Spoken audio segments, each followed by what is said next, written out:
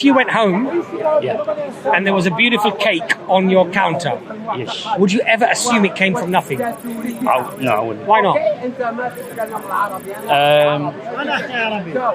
Okay. Because I've never seen a cake come from nothing. So you haven't seen anything come from nothing, right? Yeah. But if you ask me, logically, Hold on. You've never seen anything come from nothing. I've never seen anything come from nothing. So I've never seen Australia do it. But is it reasonable? Is it reasonable then to assume that the universe couldn't have come from nothing? Something has brought everything into existence that is incredibly powerful, that has knowledge, that has the capacity to bring things into existence at a particular time. And all I'm saying to you is, I'm not saying that's a proof for God. I'm not saying that's an analytical or empirical argument. I'm simply suggesting that it's a reasonable notion to consider. That's all I'm saying. People like yourself who are young in this country are often spending 7 years in comparative research. The average age is about 27. Yeah. And they're accepting Islam more than any other religion. Yeah. And they're not doing it out of blind faith. They're doing it through investigation, through research, spending enormous amounts of time and energy. And they're coming to Islam. Yeah. All I'm telling you is just do the same research, just do the same investigation. Well, I'll have a little look into That's what I'm asking you to do. What you've talked to me about. Okay. So you believe in a necessary existence, yeah?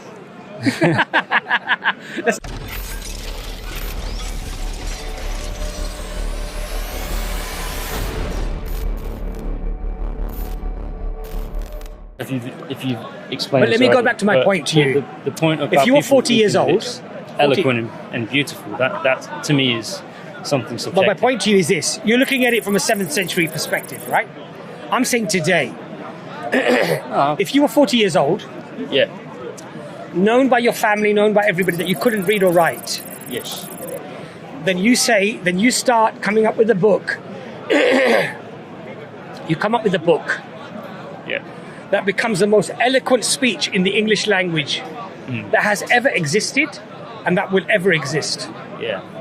And the people generally, those who like you and dislike you, your enemies and your friends, Yeah. agree that that is the most eloquent speech that has ever existed.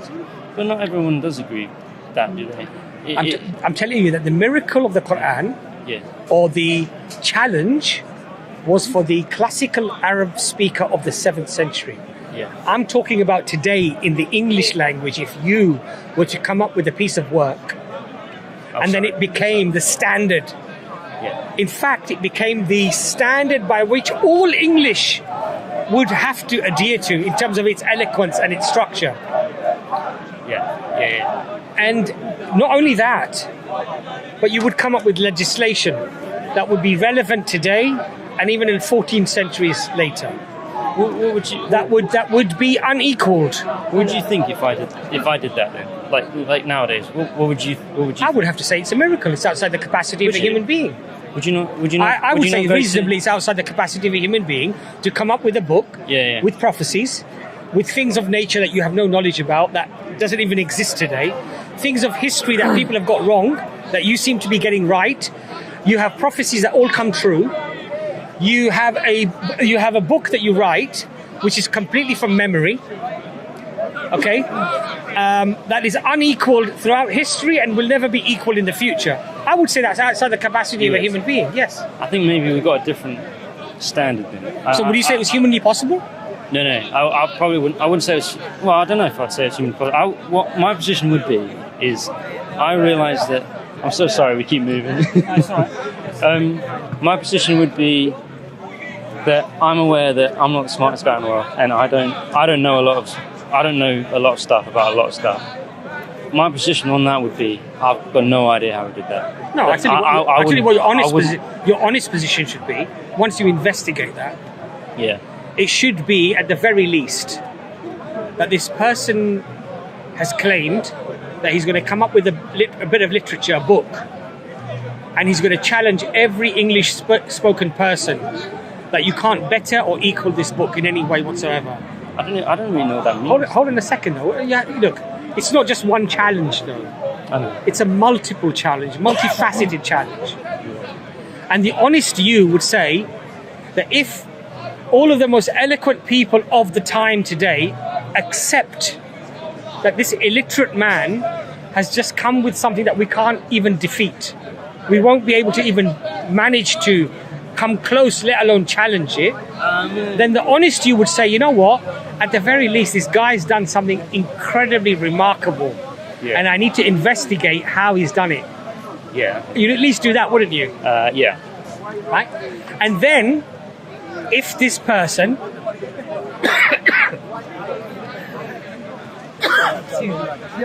then prophesied about things, right?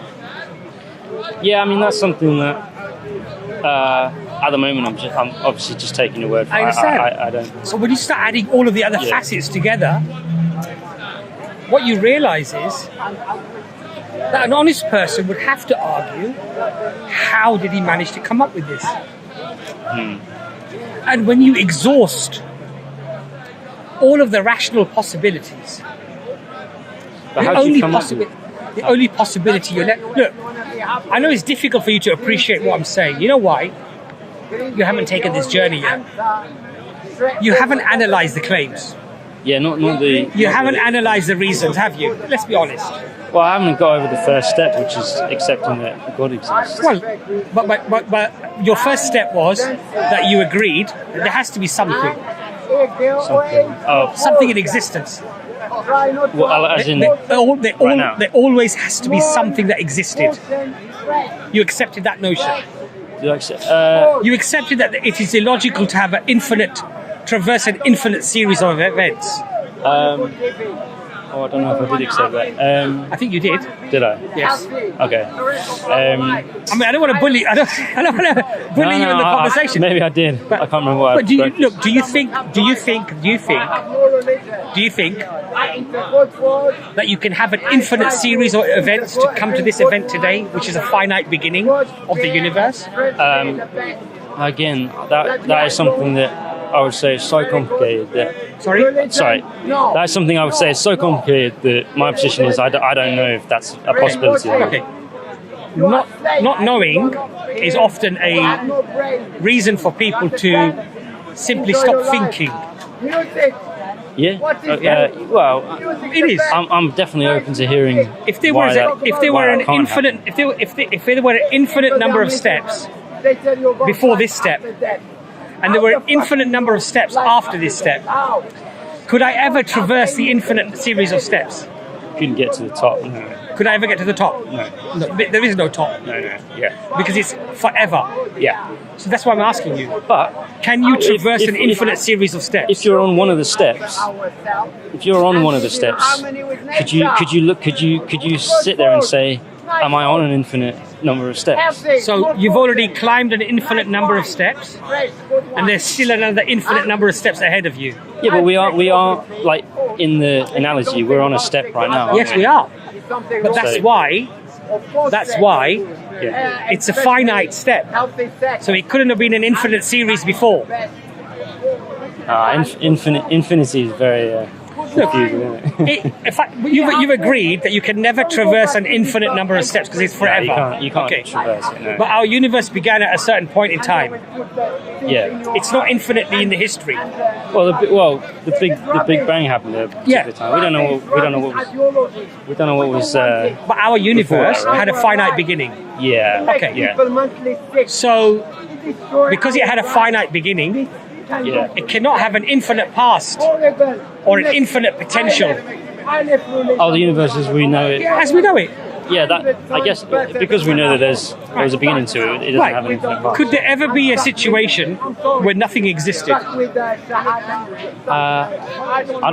hope you don't think I'm like copping out or anything, but I would say I just don't know. Logically, rationally, reasonably.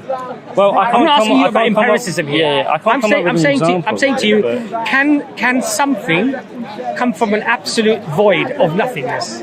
Well, I wouldn't have thought so.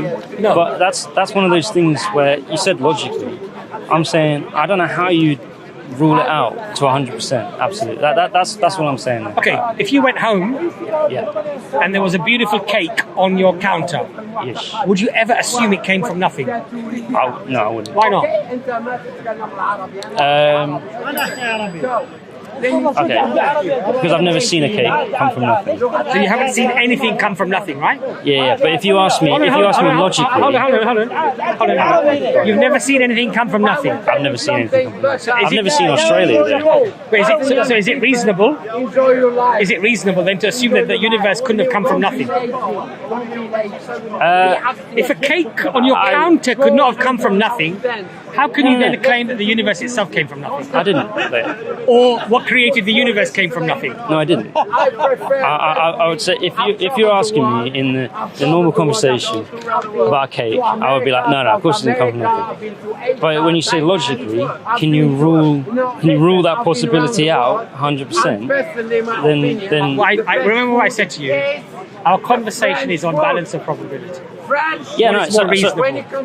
it's absolutely And more. as a fair-minded person, It's absolutely more as a reasonable. fair-minded to- person, all I expect you to do and food seriously. is just go with what's more reasonable, what's more plausible. With the cake, it's definitely more reasonable to assume that Assume it it didn't come from nothing. And anyone who says it did, I would think there's Is the something wrong. universe more complicated than your cake?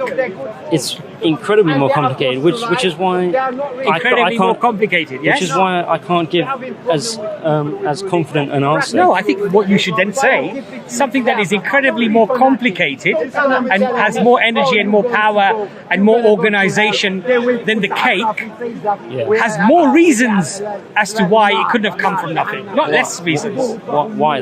Why is how complex it is? Why does that mean that it needs Because to? when you see a rock, Yes.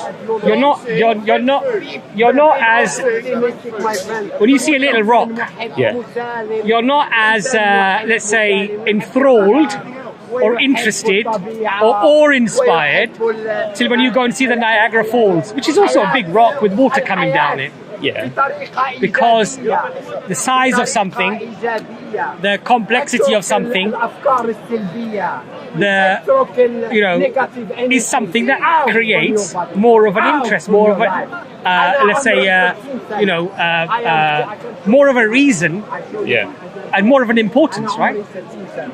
So what I'm trying to say to you is that if you would be impressed with a cake on your table, wow, just got a nice cream cake here, yeah.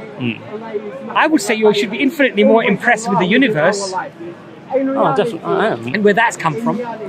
And if a cake can't appear from nothing, then I think it's reasonable to assume that the universe didn't appear from nothing. Yeah, but I'm applying the same standard. I'm saying I can't rule it out. I don't believe the cakes can come from nothing. What do you think is more plausible? Coming from nothing or coming from something? It's coming from something. So accept that.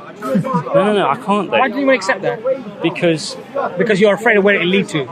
no. You see, that's what happens. No, it's I'm telling definitely. you, listen, my brother, I've been doing even this- if I accepted I've been that, coming here for 10 years, yeah? No. I've been coming here for 10 years, I'm yeah? happy to talk about where that would lead. And I don't think it would lead to. I've had these conversations many times before. Yeah. People accept that there has to be something. Generally, not you. Let's say, I think you did as well. But let's say, for arguments that you didn't. People generally accept that. They accept the necessary existence. They accept the universe can't come from nothing because it's not logical. It's not reasonable. We then go to the conversation and we actually arrive at the Quran, God, and guess what they do? They go back to the universe and they say, well, actually, I don't know. Because now they know where the conversation went to. Okay. And what I'm saying to you is, if it's reasonable to accept it, accept it. That's not what happened here, though. I think to some extent it did. I knew that you were mentioned. I wanted to talk about that. I'm not saying you were. I'm not saying you did it. I'm not saying you did it in a bad way. But I think we agreed because I said to you, "Can something come from nothing?" And you said no. Initially, you agreed that there has to be something comes from something. Nothing cannot produce something. I was nervous because at the beginning. okay, look. What is No, nothing? it's fine. What is nothing? Nothing is an absence of everything. It doesn't have a potential. It doesn't even have a potential to bring something into existence. Well, It doesn't have energy, matter. It has nothing, zero, zilch. And you're telling me now that it could produce something? no, I'm not saying it could. I can't I'm saying demonstrate it's that it could. unreasonable. I'm saying it's unreasonable to believe that it could. No, I'm happy to go down the line of it. Something probably came. Something didn't come from nothing. I'm happy to go down that. I don't think that it would lead me to a God. But all I'm saying No, is, look. But if you agree that there has to be something, I don't agree that there has to be. I think now you're arguing. Now I think what you're doing is you're arguing both sides. You're agreeing there has to be something, and you're agreeing that there doesn't have to be something. And I think, look, No, I didn't. I literally just said that. there has to be something, right? Yes or no? I mean, what's your stance? Does there always have to be something, or can something come from nothing? My honest position on that is I've got no idea. You've got no idea. I've got no idea. So you think it is plausible for something to come from I don't nothing? know if it's. No, Well, actually- I don't know is different. Do you think it's plausible or yeah. reasonable to assume that something can come from nothing? Can you just confirm what you mean by plausible? Reasonable to accept that notion of reality. Do you think it's a reasonable reality? Okay.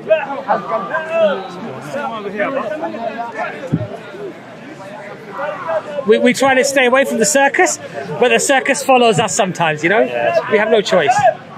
Look, all I'm saying to you, brother, is this. All I'm saying to you is it reasonable to assume that something can come from an absence of everything? I think it's reasonable to assume. Do you want to talk about the Bible? They just followed us again, didn't they? Sorry. You said, is it reasonable Is it to assume? reasonable to assume that something can come from an absence of everything? Can something come from an absence of everything, of anything? No, I don't think it is. So by that definition, what that means, by that admission, what that means is that always has to be something. What it does doesn't. it mean? I'm trying to say. I'm sorry if I'm saying it wrong. 'Cause I haven't really talked about this that much. Sorry, I've got to stop moving. All I'm trying to say is, I don't think it either way because I don't think I'm smart enough. No, but you do. You do. You do. You know why you do? Yeah, you do. Because you already admitted it's more plausible, it's more reasonable, it's more likely that something has to come from something. You've already accepted that notion. Why not take a stand? Because what you're doing, I tell you what you're doing, and I'm being honest here, right? You're a nice guy, and I don't mean it in a harsh way. You know, you're a clever guy. You know that by accepting a reasonable notion of something always has to exist, because we've already had this conversation. You know where it's going to end. I don't know where it's going to end. And so, I don't. Because you do, because Honestly. we've had the conversation. No, we didn't. Right, we did. I was interested. So now what you're doing is you're saying, actually, you know what? Let me go back and say, even though it's reasonable to assume that there has to be something, that you can't have something coming from nothing, but I'm going to now reserve my judgment and say, I don't know. Okay. And I think that's not fair. And I'm not saying you're an unfair person. I'm just saying that you're playing chess with me now. All right. You're moving your pieces retrospectively. So I already got you in checkmate. Now you're going back to and moving the first pawn and say, actually I didn't move it there. I meant to move it over here. That's not happening at all. I think you should be sure that We were talking about the existence of God, and then someone else moved on to Islam. All I'm saying to you is a very simple argument. All right. We exist. Yeah. It requires an explanation as to how we've come into existence. It can either be a material cause or an immaterial cause. If it's a material cause, it requires an explanation. You can't have an infinite series of material explanations because we have a finite beginning. Let's go with it then. So therefore, something has brought everything into existence that is incredibly powerful, that has knowledge, that has the capacity to bring things into existence at a particular time. And all I'm saying to you is, I'm not saying that's a proof of God. I'm not saying that's a analytical or empirical argument.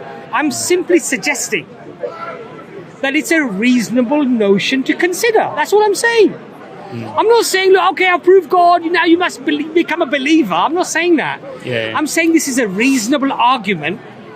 Give it the intellectual respect that it deserves, and at least acknowledge that it's a possibility. And when you acknowledge that it's a possibility, and you look at the alternatives, and you realize that actually the alternatives, other than I don't know, there are no alternatives that make logical or reasonable sense, then go with it. Accept it. And just accept that there has to be something that seems to be very powerful and intelligent, that seems to have brought everything into existence. Now the question is that book from that creator? Analyze it. Investigate it. Use your faculties of reason, of investigation. Challenge it, by all means. Scrutinize it. That's what I'm saying to you. Scrutinize it, challenge it. And if at the end of it you're convinced that that connects you to that being, that existence, that necessary existence that brought everything into existence, then it's sensible for you. It's sensible for you to abide by its teachings, because it comes from a source that is all-knowing, that has perfect attributes of wisdom. And if it tells you certain things are harmful, then they are harmful. If it tells you they are benefiting you, they are beneficial. And if it's good for you in this life and good for you in the hereafter, it seems like a sensible thing to follow. But I'm not saying follow it blindly. No. I'm saying do your investigation. Yes. I'm not claiming that these are analytical or empirical arguments. I'm saying these are reasonable things for you to consider and to investigate. And at the end of your investigation, if you're convinced it's the truth, accept it. If you're convinced it's not, then at least you've given it a fair hearing, right? Yeah. You've been an open-minded person who's decided to investigate it. And if you're not convinced by it, then maybe I've done a bad job today. That's what I've done, right? What I'm trying to say to you. But otherwise, don't shut the argument off by just saying, you know what, I'm not even going to consider the first step because I don't know. Why not? Why? Because human beings, if they did what you were doing, that I'm not going to make any assumptions. I'm not going to make any hypotheses. I'm going to just say I don't know. We would have discovered nothing. But we came up with hypotheses. We said, okay, lightning happens. It seems to come out of a cloud. It seems to come because there's some sort of energy that seems to be transferred from the land when it rubs against the land, static electricity, whatever it is. And we came to certain hypotheses. We didn't know it was true. Then we did experiments. You can't do an experiment about the universe coming from nothing. No, but what you can do is you can at least acknowledge that the argument for a necessary existence is a reasonable argument, and then build from that. Well, don't deny that by just saying, I don't know, and I'm going to perpetually live as if I don't know, because that would mean that we would discover nothing in life. Well, it's different to say you don't know when you're talking about something as complicated as the beginning of the universe and a God. That's what I'm. But I would say the importance of discovering or denying God is more significant to you or to me than this world and everything in it.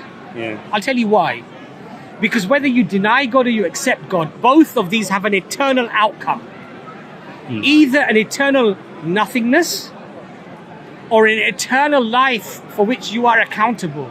This life, you're accountable for this life. Either one has an eternal consequence. So all I'm saying is make sure you get it right. Okay. Investigate. Do your investigation. Well, yeah. Do your research. I'll look into. And you know what the interesting thing is? Talk to me. The people like yourself who are young in this country are often spending 7 years in comparative research. The average age is about 27. Yeah. And they're accepting Islam more than any other religion. Yeah. They're not doing it out of blind faith. They're doing it through investigation, through research, spending enormous amounts of time and energy, and they're coming to Islam. Yeah. All I'm telling you is just do the same research, just do the same investigation. Oh, I'll have a little look into That's all I'm asking you to do. What you've talked to me about. Okay. So you believe in a necessary existence, yeah? Let's not go back there again. All right.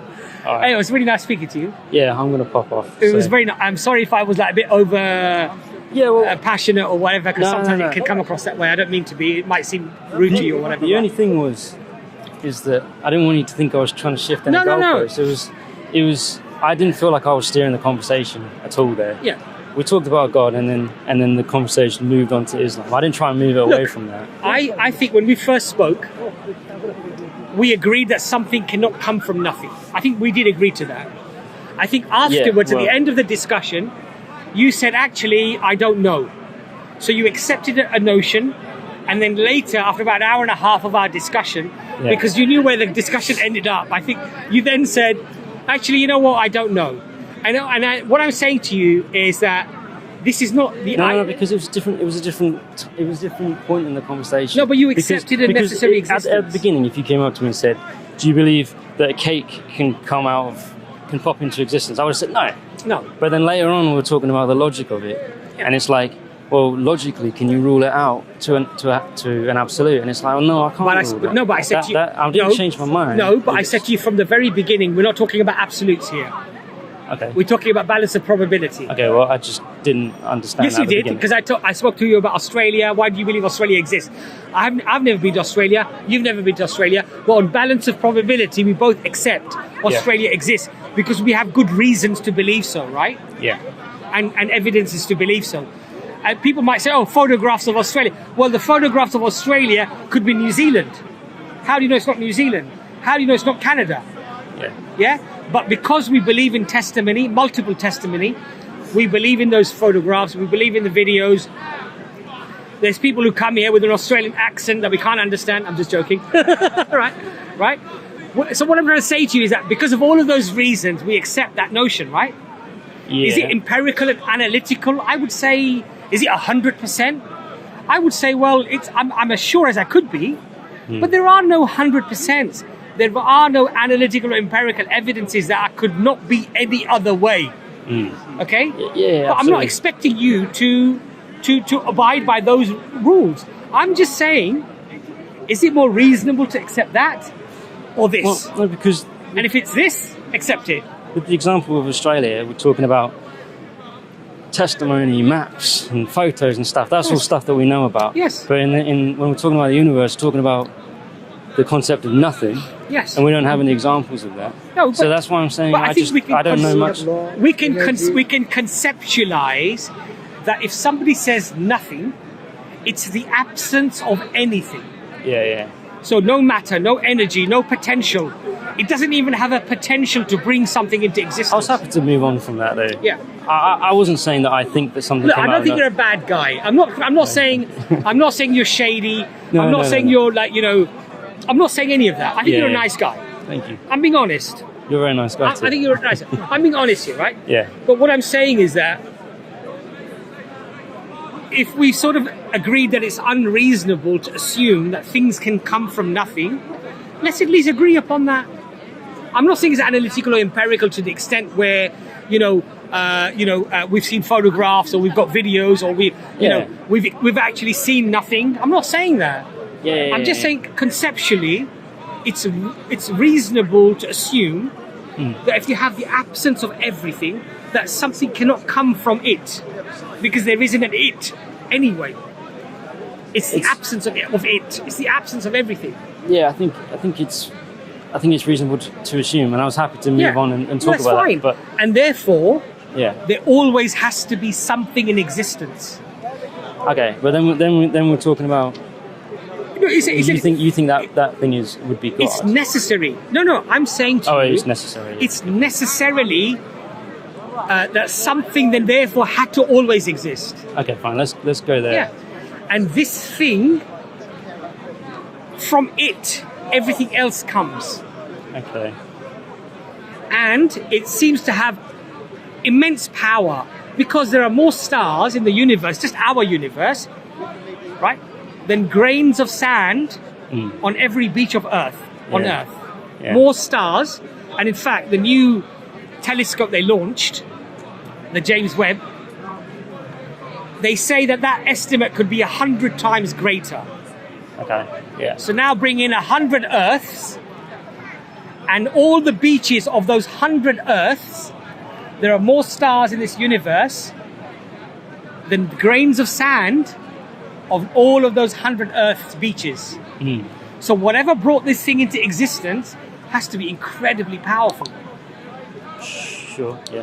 And the universe came into existence at a particular time. It's just like the Big Bang was incredibly powerful. Yes, it was. Yeah, exactly. But it came into existence at a specific time. Yeah. So now you could argue it had to have a will, or it decided to bring this thing into existence, this universe, 13.8 billion years ago, or 20 billion years ago, or 40 billion years ago. I don't understand why it needs to have a will. I'll tell you why it has to have a will. Because if this necessary existence always existed eternally, and it had the properties to bring this universe into existence, then it had an eternity to have done it already. But it didn't do it. Okay, yeah, no, But that's it what we did were it talking at a about before, wasn't specific it? time, 13.8 billion years ago. Therefore, it had to decide. Oh, It had to be a conscious decision. isn't the religious or theistic stance on that time began at the Big Bang? So there wasn't any time for God to make decisions. Our concept of time starts at t equals 0, when the universe springs into life. Yeah. The point is that the argument of contingency is not reliant on time. But didn't you say that he had that time to have to make the decision? Okay, what I'm saying is that the argument of contingency, i.e. the universe being assembled in a particular way, requiring particular things for its existence, like laws of gravity, etc., etc., that means it's contingent and reliant on something else. So even within our concept of time beginning at the t equals 0 or the Big Bang, that doesn't negate the fact that it's contingent and therefore reliant on a preceding step that is not necessarily within our dimension of time or space. Okay. But it still requires a step preceding it. And look, what I'm saying to you is, this is not necessarily an empirical or analytical argument for the existence of God. I'm just saying it's a reasonable argument, and it requires a reasonable amount of investigation. That's what I'm saying. Now, there are some people who will argue, regardless of balance of probability, I'm going to just sit on the fence and just say, I don't know. But I'll tell you what, if the balance of probability was on the materialistic side, i.e. that the universe was eternal, let's say for argument's sake, and all the scientific evidence pointed to an eternal universe, they wouldn't be sitting on the fence any longer. They'll accept that probability of the universe being eternal, because that's what our science seems to show us. Well, no, that's because then we have an explanation for it all. No, it's because we want. Would it be empirical, analytical, 100%? Could it not be any other way? Logically, it always could be another way. But why would you then accept that notion without challenging that notion? Because now it denies the existence of God, and that's more palatable. So they no longer would be sitting on the fence on that. They will then quite conveniently accept that the universe is eternal, therefore you don't need a God. But because it goes against their predispositions of what they want to accept or deny, they want to sit on the fence. I don't think that is... Listen, I tell you something. No, that's exactly what it is. I don't think that is... I'll tell you why. Because Einstein himself first believed in the static state model, right? He believed that the universe was a static state. It was eternal. And then came, Hubble and other, redshift and everything else. And then they realized, hold on a second, it's not a static state, it's expanding. Yeah. That posed huge questions now for science. Well, expanding to what? Expanding to where? Where did it expand from? Okay? Because they knew the implications. The implications were that now it has a beginning. Now, when something has a beginning, it has implications. Okay? But the static state model was accepted by people as a means to deny God. Because now you didn't need God in the equation because it was always there. That was just a hard fact. Yeah. Now came the new theories through observation and experimentation that actually the universe is expanding, actually it had a beginning. Now people want to suddenly sit on the fence. I mean, I've always sat on the fence with it. Don't sit on the fence too long because it's uncomfortable. Yeah? Okay. Yeah. Get onto a nice comfy chair. Yeah. Okay. Fine. Yeah. All right then. I think I'll go. Yeah. Nice it was nice. Take our email address Okay. and let's have this conversation. Let's have a coffee. Yeah. No, that'd be Do nice. your investigation All right. because it can come across a bit preachy, right? Nah. And a bit sort of like, let's have a coffee. Do your investigation.